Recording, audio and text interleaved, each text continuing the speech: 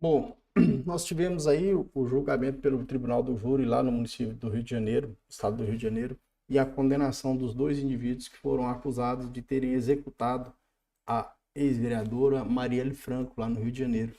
É um caso que repercutiu significativamente em todo o Brasil, suscitou muitas discussões, inclusive levaram isso para uma discussão política, né? E se acusava o atual governo federal, enfim, acabaram desvirtuando a questão que se trata de um homicídio, é uma vítima e a infração penal tem que ser apurada e tem que ser identificado o autor, né?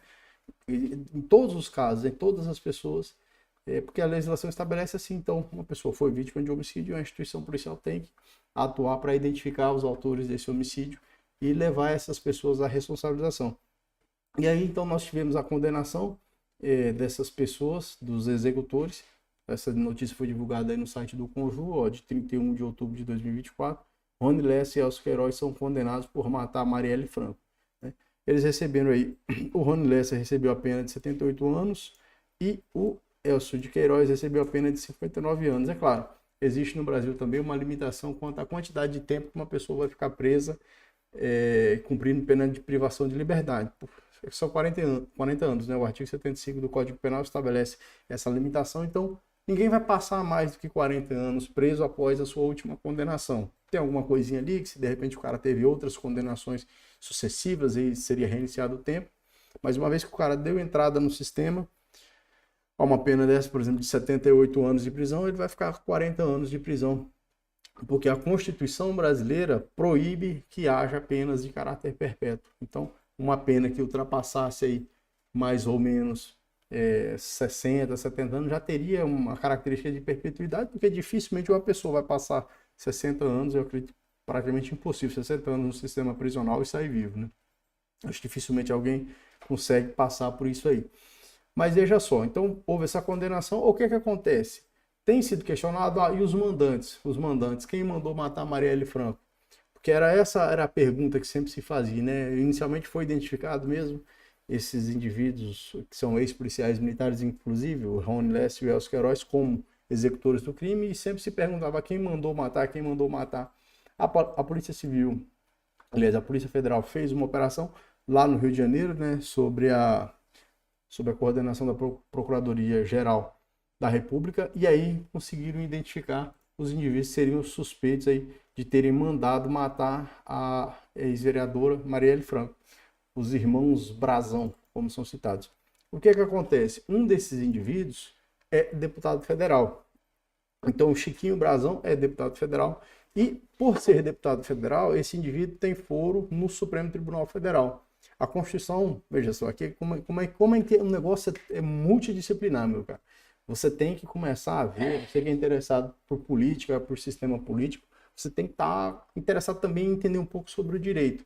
Tudo é com base na Constituição. A Constituição é como se fosse ali um emaranhado de coisas e ela nos traz todas as ordens e ordenações que devem ser observadas dentro do Brasil. Então, todas as leis, elas são elaboradas de forma a concordar com a Constituição. A lei não pode ir contra a Constituição. A Constituição está acima, a lei tem que vir concordando com a Constituição e ser trabalhada dessa forma. O que acontece? Quem estipula o júri, né, o júri que condenou o Rony Lessa, é a Constituição, é a própria Constituição. Ó, lá no artigo 5º eu trago para você aqui, ó, diz assim, artigo 5º da Constituição, inciso 38, ó, é reconhecida a instituição do júri. Então, é a Constituição que reconhece a instituição do júri, com a organização que lidera a lei. Então, aí o Código de Processo Penal vem e regulamenta como se dará o júri, e é assegurado plenitude de defesa, sigilo das votações, soberania dos vereditos, e aqui a coisa mais importante, a competência para o julgamento dos crimes dolosos contra a vida.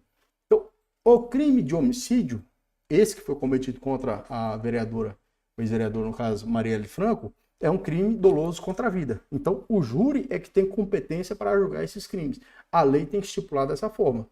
Até aí você diria, pô, Flávio, então por que o cara vai ser julgado pelo Supremo Tribunal Federal? O cara tem que ser julgado pelo júri, porque a Constituição fala assim, você está acabando de falar. Sim, mas se tratando de Brasilzão, meus caros, aqui é a interpretação. O Supremo Tribunal Federal entendeu o seguinte, quando a Constituição estabelece duas competências diferentes, então essas competências para julgamento de crime estão na Constituição. Quando ela estipula essas duas competências diferentes, No caso do júri, vai preponderar, ou seja, vai ser mais forte, né? O que vai mandar vai ser essa competência do STF para o julgamento do crime praticado por deputado federal. Eu trago para você aqui mais um dispositivo da Constituição, lá no artigo 102. A Constituição, você que não estuda direito, você não é da área do direito, você tem que estudar um pouco de direito constitucional, né? Porque é algo que regula as nossas vidas. Então amanhã ou depois a gente está falando besteira aí, está falando bobagem. Só que se você conhece um pouquinho do texto constitucional, você vê que isso está dentro de uma ordem constitucional, né? E você pode criticar. Então a Constituição fala, não, essa Constituição tem que mudar, tem que ser diferente. Aí tudo bem. Agora você não pode criticar ações que são tomadas em conformidade com a Constituição. Olha o que diz o artigo 102, ó. Compete ao Tribunal Federal, principalmente, a guarda da Constituição, cabendo-lhe. Então, essas são as competências do Tribunal, do Supremo Tribunal Federal. Então, compete ao Supremo Tribunal Federal o julgamento, está aqui, eu até passei já, nas infrações penais comuns. Crime de homicídio é uma infração penal comum, beleza?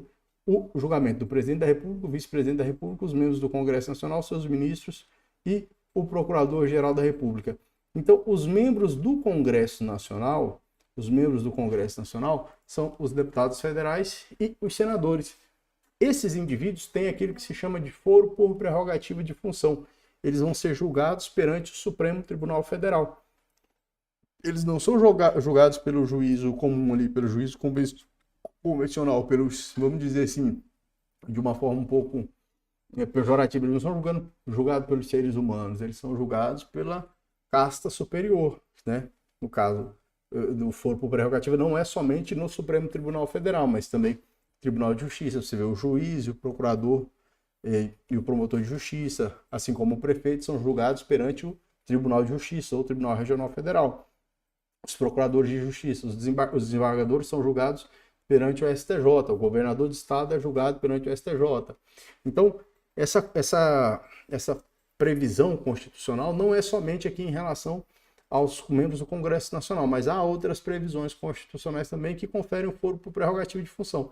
Esse foro por prerrogativa de função, que é chamado de forma pejorativa de foro privilegiado, é para fazer uma pessoa ser julgada num outro foro diferente. Diz que isso é para proteger o cargo, para que a pessoa que é detentora de um cargo, por exemplo, um prefeito de um município, para que ele não sofra a influência do juiz ali, entendeu? Então o tribunal é que julga ele, que é um órgão colegiado, é um órgão com pessoas mais experientes, né, que já tem uma carreira no judiciário, por exemplo. Então é diferente essa ideia, a ideia de previsão desse foro por prerrogativa, o foro privilegiado, é justamente para proteger o cargo e a atividade que é desenvolvida por essas pessoas. Então o que aconteceu? A partir do momento que a polícia identificou que um dos mandantes tinha o foro por prerrogativa de função, no caso o deputado federal, aí a partir desse momento aí foi para o Supremo Tribunal Federal, houve uma cisão do processo, por isso que esses indivíduos aqui foram condenados, né? No caso o Elcio de Queiroz e o Rony Lessa foram condenados pelo Tribunal do Júri, e os mandantes serão julgados perante o Supremo Tribunal Federal. Lá no Supremo Tribunal Federal não vai ter um júri, não vai ter um júri no Supremo Tribunal Federal. Quem vai julgar serão os próprios ministros do Supremo Tribunal Federal. E se eventualmente houver uma condenação, é razoável que eles peguem uma pena semelhante ou até mais alta do que essas penas aí que foram estabelecidas pelo Tribunal do Júri lá do Rio de Janeiro. Tá certo? Queria saber qual que é a sua opinião sobre esse caso, o que é que você pensa, se você tem acompanhado. Pode lançar aí no campo dos comentários, se inscreva, deixe seu like, tá? E é isso aí, se quiser, pode me seguir lá no Instagram, Delegado Flaviano, pode pesquisar lá. TikTok, também estamos no TikTok, estamos tudo aí, TikTok, Instagram, Kawaii, tudo. Valeu, forte abraço aí, até a próxima.